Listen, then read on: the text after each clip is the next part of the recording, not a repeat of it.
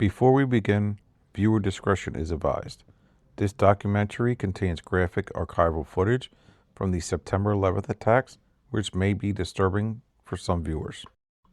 The material is shown for historical and educational purposes only, to honor the victims and first responders. Please proceed with care. That's the way it is. Good days, bad days. Up days, down days. Sad days, happy days. But never a boring day on this job.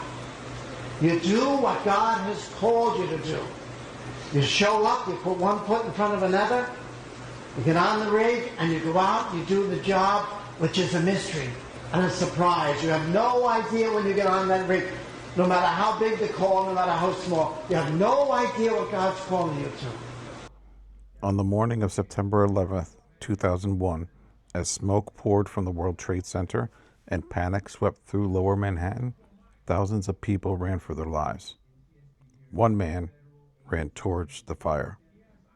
He was not a firefighter. He carried no equipment. He wore no uniform, only a simple clerical collar. Father Mychal Fallon Judge, chaplain of the New York City Fire Department, believed that where people were suffering, that is where he belonged. Minutes later, he would become the first officially identified fatality of September 11th attacks. But Father Mychal's story is not just about how he died. It's about how he lived. A life spent comforting the sick, standing with the rejected, walking into chaos with calm faith, and reminding others that compassion is not passive. It is active and sometimes dangerous. This is the story of Father Mychal Fallon Judge, the man many would come to call the saint of 9/11. Father Mychal Judge was born Robert Emmett Judge on May 11th, 1933 in Brooklyn, New York. His parents were Irish immigrants, deeply Catholic, and struggling to survive during a difficult era. His father battled alcoholism, a struggle that would deeply shape Mychal's early life and understanding of suffering. When Mychal was just 15 years old, his father died. The loss devastated the family financially and emotionally. His mother worked tirelessly to keep the household together, and young Robert learned early what it meant to endure hardship quietly. The church became a refuge.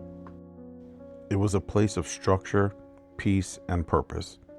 Mychal was drawn to the Franciscan values of humility, service, and care for the poor, values that felt honest, not lofty. At just 17 years old, he entered the Franciscan order, eventually taking the name Mychal, a Gaelic spelling that honored his Irish heritage and his faith. Even as a young seminarian, those around him noticed something different. He was approachable, warm, gentle. He did not speak of faith as rules, but as responsibility, to love people where they were. In 1961, he was ordained a priest. What no one yet knew was that Father Mychal Judge's greatest ministry would come not from sermons, but from presence. In the early years of his priesthood, Father Mychal served in parishes throughout New Jersey and New York, but he struggled internally. He battled alcoholism, a disease that mirrored the same struggle that had taken his father's life. Rather than hide it, Father Mychal Judge eventually chose honesty. He entered recovery. That decision changed everything. Sobriety deepened his empathy. He understood pain not as something to be fixed, but something to be shared. He spoke openly about recovery, grace, and forgiveness, especially self-forgiveness. Then came the AIDS crisis of the 1980s. Fear dominated hospitals. Parents were abandoned by families, friends, and sometimes even clergy. Many were left to die alone. Father Mychal refused to look away. He visited aged patients daily. He held their hands. He anointed the dying. He performed funerals no one else would attend. He ministered to the LGBTQ plus community at a time when few would, offering dignity instead of judgment. He believed love was not conditional, as he lived that belief visibly. One friend later said, "He didn't just say God loves you, he showed you." In 1992, Father Mychal Judge was appointed chaplain to the New York City Fire Department. It was a role he would define completely. He didn't stay in an office. He went to the firehouses. He rode along on calls. He memorized firefighters' names and their families. He prayed with them before dangerous shifts. He sat with them after losses. He attended funerals so often that firefighters joked that he lived at a cemetery. But they trusted him because he never pretended to be what he wasn't. He didn't claim heroism. He offered companionship. Firefighters knew Father Mychal would show up not for publicity, not for ceremony, but because he cared. In the months before September 2001, several people close to him said he seemed unsettled, restless, as if something heavy was approaching. No one could imagine how true that feeling would be. On the morning of September 11th, 2001, Father Mychal was at his friary when news broke that a plane had struck the North Tower of the World Trade Center. He immediately grabbed his clerical collar and prayer beads and headed downtown.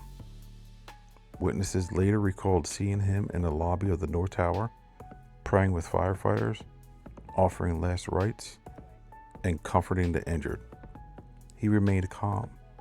As chaos unfolded around him, Father Mychal did what he has always done.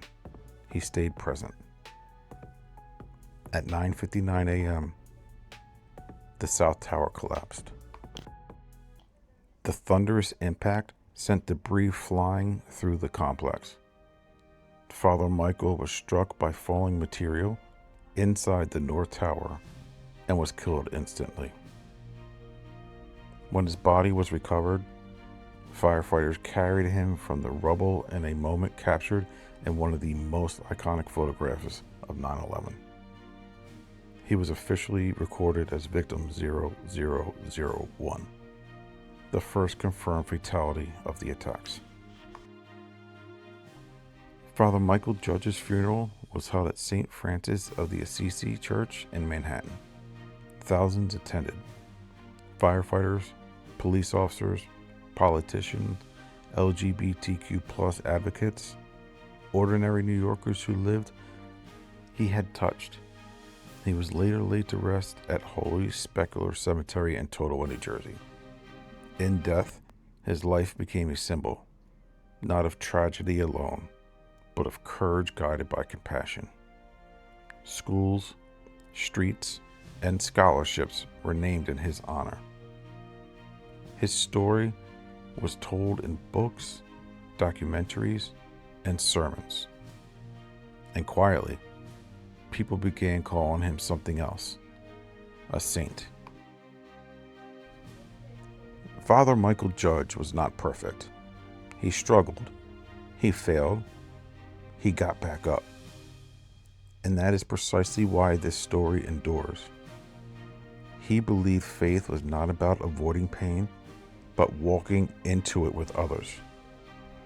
On September 11th, 2001, when fear ruled the streets of New York, Father Mychal did not hesitate. He showed up. And sometimes that is the greatest act of courage there is. Pulses inside us. Every day we wake up and we have to make what way do we want to be alive today? Do we want to pass on terror or tenderness, kindness, compassion, Yes. or greed? And Mychal Judge would say we get to make that choice. And I look to him and I see him as the light from ground zero, from 9/11, In the midst of evil and darkness and terror and death, here he is, a shining light. Someone who raced down to the World Trade Center, to the place of pain and suffering, to bring comfort, to bring hope, to bring love, to be a witness, like Francis was. And that's forever. It's not so much the way he died. It's, I think, on this day more about the way he lived every day of his life. And that's his message to me, reminding us as human beings of our capacity for goodness and kindness and hope. And he would say, go do it. Go bring your own, go reach out to the neighbor, say hello to somebody, to the stranger, reach out. Don't just rush by, It's that prayer of St. Francis which he tried to live. And Father Mychal Fallon Judge ran toward the flames so others would not be alone. He lived his faith, he carried his compassion openly, and he left behind a legacy that still speaks, not of death, but of love. Never forget. This has been another story from Tales from the Tombs NJ. If you like my content, please subscribe, hit the like button, let the algorithm know that you're there and I'm here with you. Until the next time, take care.